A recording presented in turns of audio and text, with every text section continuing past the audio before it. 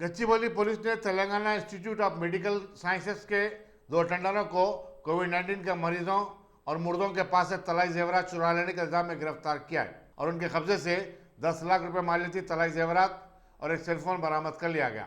Deputy commissioner police Madhapur M Venkateshwarlu ने बताया कि चिंतापल्ली राजू और उसकी बीवी लताश्री कोविड-19 के मुतासरीन और मुर्दों के जिस्म से तलाई जेवरात निकाल लिया करते थे। गच्चीबौली पुलिस स्टेशन में इस सिलसिले में 7 मुकदमा दर्ज किए गए थे।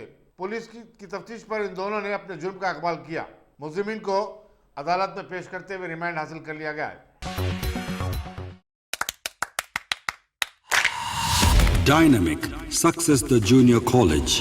Enter to win. Masters in MPC and BPC. Integrated coaching for NEET, IIT, JEE. Separate block for girls. Better coaching, better planning, better environment with better results.